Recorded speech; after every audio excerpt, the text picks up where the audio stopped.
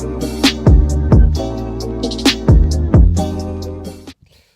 what's up, everybody? Welcome back to Wisdom Wednesdays. You know, I have to record over here because I got this good lighting. But man, welcome back to my YouTube channel. I got something good for you guys.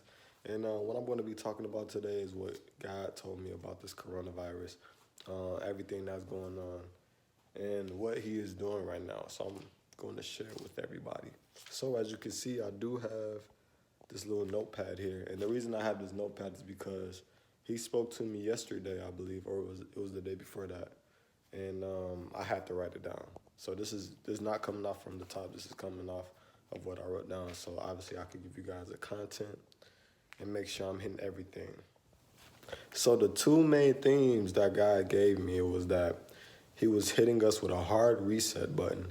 You know, just like how you have an iPhone or any type of phone, especially iPhones, but you have a hard reset button where everything that is in the system, you just delete everything, you reset everything. However you got the settings set up, your display settings set up, it's all reset it back to the beginning. And that's where it functions the best. And then two, the second thing that He gave me was He's a casting down of idols. So every idol that is currently in our life, He's casting each and every idol down and taking away from our life.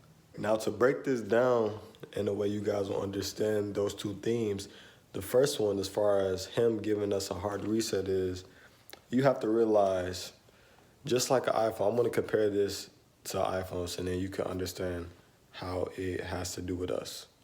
When it comes to an iPhone, say, you get a notification to get an update, but you can't get the update because the storage is too full. So you have to delete a lot of things. And oftentimes when the storage is too full on the iPhone, your phone doesn't function as well. The messages are probably delayed. Like it's so many different problems that happen when you have a full storage in the iPhone. Your phone just reacts really slow. Most of the time when you have a full storage in the iPhone, you just have like a lot of old junk in there. You have a lot of past things that you need to delete. That's just taking up a lot of space that you could honestly use. So it's just a lot of junk. So just like how if you get a notification on an iPhone to update your phone, but you can't do it because the storage is too full, it's the same way when the Holy Spirit comes upon us. It's in us, obviously, for those who accepted Jesus.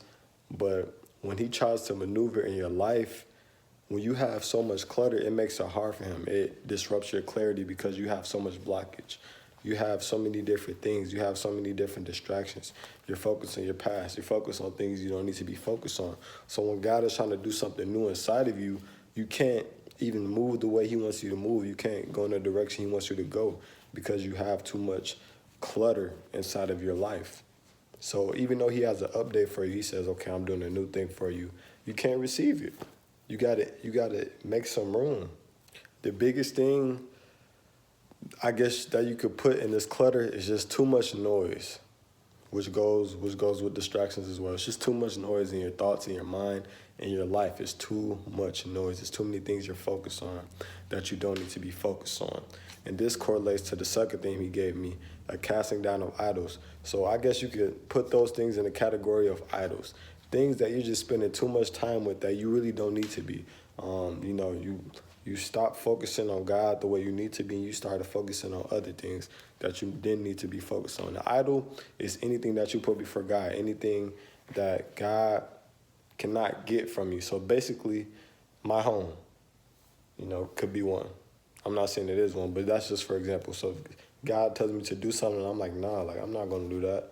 That's an idol. Whatever I'm not willing to give up for God is an idol. If he can't say, okay, I want you to stop doing that, I want you to come from that, it's an idol because you're putting it before Him. Basically, you can even it's easy to determine idols in your life. Who has the loudest voice in your life? If God is telling you to do something, or is something else telling you to do something, is your flesh, is your emotions. Say you like shoes, or say you like money, you like shopping, you like eating food, and God is saying do something, but whatever you like doing, on the other hand, is louder than what God is saying, and you go after what you desire instead of what God is telling you to do. That's an idol in your life. Sports could be idle. If you really want to just put it in simple terms, just put it this way. Whatever you're trusting in more than you're trusting in God.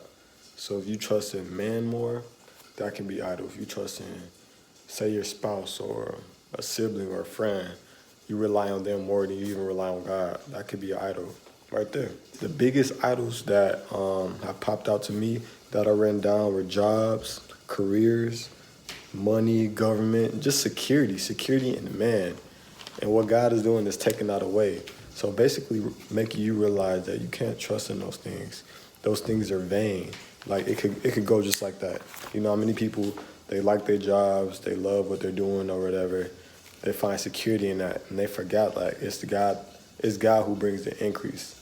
He's the one who provides. No matter what type of job you think you got, he's the one who provides at the end of the day.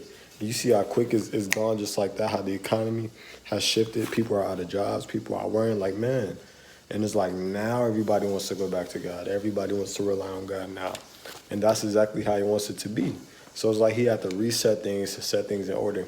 And he had to knock down the idols in our lives. I'm just going to run down the list of notes I wrote down and then finish it off. But basically, you know, he's reminding everybody that he is God. I think we have come to a point in society to where we're so advanced. It's like man wants to be God. Man thinks they are God. Man thinks that they're in control. They're trying to have males produce, be able to birth babies. They're trying to be able to reproduce animals. They're doing all type of different things. They're trying to control themselves or take control of the world like they are God, like they can produce, like they can do all these things, like they are the original creators. So he's bringing everybody back to his knees, like, hey, like, nah, I'm God. So then a verse he had me write down is 1 Corinthians 3:7. And this verse said, it is not important who does the planting or who does the watering. What's important is that God makes the seed grow. So no matter what you do, God is the one who makes the seed grow. God is the one who brings the success. He brings the breakthrough. So you could do all this work in vain. But God is the one who, okay, I'm going to bless it. I'm going to blow upon that. I'm going to make it work for your good. So you got to remember, like, he is the source. The biggest thing that I always had to remember with God, and I feel like he dealt with me, was what I felt like he dealt with me with is that, man, you cannot rely on man's wealth. You cannot rely on man at all. You have to rely on God, period. You can't rely on the economy. You see how the economy is crashing. You see how the stock market is crashing. You have to just fully rely on God, rely on him to direct you, to guide you, and he will provide. Like, I cannot tell you how many stories of believers, believers in God have had miraculous miracles in their life, money popping up, and they need the money. Like, God will provide through you through these hard times if you truly, rely on him and not rely on the government to take care of you or rely on your job to take care of you. Just other sources. I'm not saying like God can't use those avenues, but I'm saying at the end of the day to realize that God is the provider. That, okay, if I'm following God, like, bro, he's going to take care of me. I follow his instructions. I follow his directions. He's going to take care of me through this economy. He's going to take care of me through the ups and the downs. Like, he's my provider. He makes a way. I am a believer in that and a recipient. So I've experienced that. He's always taking care of me, always made a way. Money popping up, opportunities popping up. Like, man, God, you really taking care of your people. You really making sure that we have enough. You really making sure that we can get by. So yeah, so those are the two main things. He's doing a hard reset, resetting everything, resetting your focus, resetting your habits, resetting your mind. He's bringing you back to him, and he's casting down all idols. And what I gotta say to this is recognize that and let him change you. Let him refocus you, because you don't want to go through this and still have idols in your life. You don't want to, because things are going to go back to normal eventually, but you don't want to get back in the same habits, because I'm telling you, like, you think this is just a bump on the way. So basically, it's going to be other things that happen down the line. This is not going to be the first time something like this happens. I'm not talking about like disease. I'm sure a plague will come, economy will crash again in the future, but there's going to be different things that happen to where you're going to rely on God, and you don't want to be like, man, you don't want to treat God like a side chick.